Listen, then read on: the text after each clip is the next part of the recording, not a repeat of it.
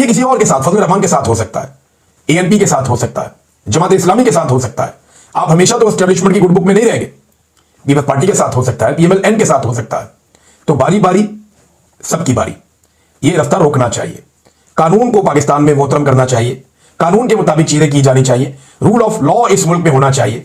जिसके नजरिए से इख्तलाफ है, इख्तलाफ राय की गुंजाइश पैदा करनी चाहिए, ये मारधाड़ बंद करनी चाहिए। हाँ, अगर कोई कानून हाथ में लेता है, अगर कोई रियासत को चैलेंज करता है, अगर कोई रिट ऑफ द गवर्नमेंट को चैलेंज करता है, तो वो गलत काम भी नहीं होना चाहिए। यानी मैंने देखा तरीके बैक के कारकुन की जगह पुलिस को बहुत मार रहे थे, पुलिस वालों को जख्मी किया, उनको मारा। ये भी नामुनासिब रवैया था, ये भी गलत था, जो नहीं होना चाहिए था। लेकिन ये लोग गोली नहीं चला रहे थे और इनके ऊपर गोलियां चलाई गई, जिसकी वजह से काफी लोग जो है वो जाबाक हो गए, शहीद हो गए। पाकिस्तान तहरीक इंसाफ के सोशल मीडिया ने आवाज उठाई तहरीक लब्बैक के ऊपर होने वाले जुल्म के खिलाफ। अब मैं इस वक्त कहना नहीं चाहता, लेकिन माजी में ऐसा नहीं हुआ था जब तहरीक इंसाफ को बाहर पड़ रही थी। तो कम से कम इमरान खान साहब के साथ जो कुछ हुआ जेल में, और तहरीक इंसाफ ने जो जुल्म सहा, पाकिस्तान में एक फोर्स तो ऐसी तैयार हो गई है जो हर जुल्म और हर जबर के खिलाफ आवाज उठाती है। ये बहुत अच्छी बात है, बाकियों को भी इससे सीखना चाहिए और हर जुल्म हर जबर के खिलाफ आवाज उठानी चाहिए। नाज़रीन, अफगानिस्तान की सूरत भी है, लेकिन ये इतनी अफसोसनाक सूरत है तहरीक लब्बैक वाली के, और खबरें जो है वो इसके सामने बहुत छोटी लग रही है। बड़ा सानहा है ये, इसको एक सानहे की तौर पर देखा जा सकता है, जो हमने होता हुआ विटनेस किया मुरीद के में, अफसोसनाक और काबिल मजम्मत। पाकिस्तान और अफगानिस्तान की सूरत पे नाज़रीन, ट्रंप का भी स्टेटमेंट आया। उसने कहा जी मैं जंगबंदी का मास्टर हूं, तो मैं ये भी करवाऊंगा, मैं जरा कहीं और बिजी हूं, वहां से फारिग होता हूं। वो मिस्र चला गया है डोनाल्ड ट्रंप, और वहां पे अब वो जो एक उसका अमन मुआहदा है, उसको फाइनली डोनाल्ड ट्रंप उसको सेलिब्रेट करेगा। और पाकिस्तान ने पहली बार जो एक स्टेटमेंट पाकिस्तान की जानिब से जारी हुआ अफगानिस्तान को लेकर, झड़प के बाद जो बॉर्डर पे हमारी अफगानिस्तान के साथ हुई, दोनों के दावे तो अपनी अपनी जगह पे हैं। पाकिस्तान ने कहा कि बहुत नुकसान पहुंचाया अफगानिस्तान का, और ये रिपोर्ट भी हुआ। कुछ जगहों पे पाकिस्तानी फौजी हमें नजर आ रहे हैं जो अफगानिस्तान की सरहद के अंदर दाखिल हुए, वहां जाके पाकिस्तान के झंडे लगाए, इक्का दुक्का जगह से भी ये मनाजर नजर आए और बाकायदा वो शो किए गए। और दूसरी तरफ अफगान तालिबान हुकूमत जो है उनके अपने दावे हैं। लेकिन एक बात हमें याद रखनी चाहिए कि हमने बहुत बुरे ताल्लुकात रखे उन लोगों से जो अफगान तालिबान से लड़ रहे थे।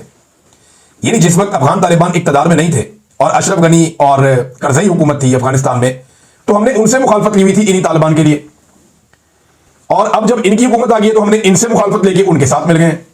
यानी हमने अफगानिस्तान में हमेशा अपोजिशन में रहना है। मैं ये नहीं कह रहा कि पाकिस्तान को क्या होना चाहिए, पाकिस्तान को जमहूरियत के साथ होना चाहिए, डेमोक्रेसी के साथ होना चाहिए, लोगों के मैंडेट का एहतराम होना चाहिए, पाकिस्तान हो, इंडिया हो, अफगानिस्तान हो, दुनिया का कोई मुल्क हो। लेकिन मेरा सवाल यह है कि पाकिस्तानी जनरलों की पॉलिसी है क्या?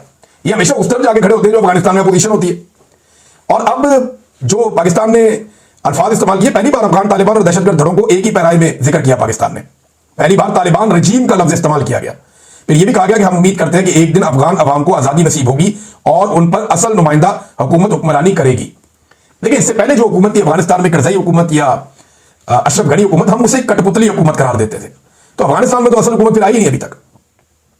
क्या वहां पे इलेक्शन हो पाएंगे? क्या पाकिस्तान ऐसे हालात पैदा कर पाएगा अफगानिस्तान में? देखिए, इस वक्त तो पाकिस्तान को हमें अंदर से संभालने की जरूरत है। अफगानिस्तान में किसकी हुकूमत है, किसकी नहीं है, वो क्या करते हैं, क्या बेचते हैं, भाई हमारे यहां पे मुदाखलत ना करें और हमारे साथ मामला तय करें। वहां किसी की भी हुकूमत है, तालिबान की है, काले चोर की है, जिसकी भी है, हमारे साथ मामला तय करें जनाब, कि हमारा मुल्क, हमारी सरजमीन आपके खिलाफ और आपकी सरजमीन हमारे खिलाफ इस्तेमाल नहीं होगी। मिलकर जो दहशतगर्दी है, टीटीपी है, इसका कोई हल निकाल लेते हैं। जिनसे आपको प्रॉब्लम है हम मदद करते हैं, जिनसे हमें प्रॉब्लम है आप मदद करें। और अपने पाकिस्तान के अंदर अमन अमान कायम करने की हमें ज्यादा जरूरत है, बजाय इसके कि दूसरों के रिजीम चेंज हम करते रहें।